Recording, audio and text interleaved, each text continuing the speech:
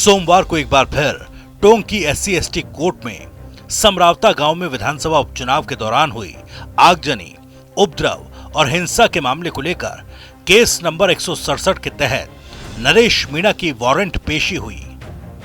सोमवार को भी इस मामले में चार्ज बहस के आदेश जारी नहीं हुए, जबकि राज्य सरकार की ओर से गत दिनों नियुक्त किए गए विशेष लोक अभियोजक राम अवतार सैनी ने भी कोर्ट को लिखित में दिया कि उनकी ओर से इस मामले में 16 जून को ही अपनी बहस पूरी कर ली है। अब इस मामले में चार्ज बहस आदेश सुनाया जाए। वहीं न्यायाधीश ने अगली सुनवाई की तारीख 9 जुलाई दी है।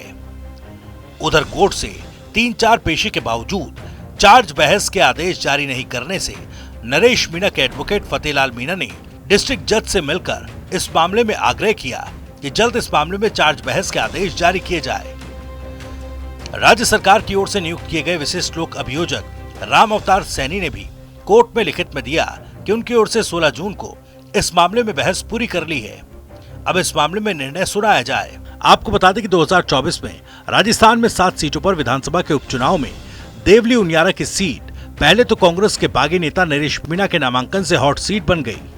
इस हॉट सीट में विवाद उस वक्त हुआ जब प्रत्याशी नरेश मीणा ने SDM अमित कुमार पर जबरदस्ती वोट डलवाने का आरोप लगाते हुए थप्पड़ मार दिया, जिसके बाद उपजे विवाद में पहले तो नरेश मीणा अपने समर्थकों के साथ धरने पर बैठ गए।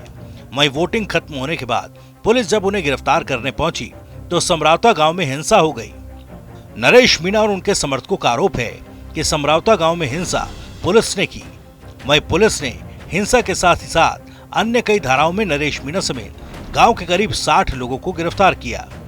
पहले SDM को थप्पड़, फिर समरावता में हिंसा और उपद्रव के मामले के साथ ही नरेश मीणा की पिछली फाइलें भी खुलने लगी और इसके चलते नरेश मीणा पर कुछ 23 आपराधिक मामले सामने आए, जिसके तहत नरेश मीणा पिछले साल नवंबर के महीने से जेल में हैं। कोर्ट के आदेश पर नरेश मीणा को 15 नवंबर को जेल भेज दिया था।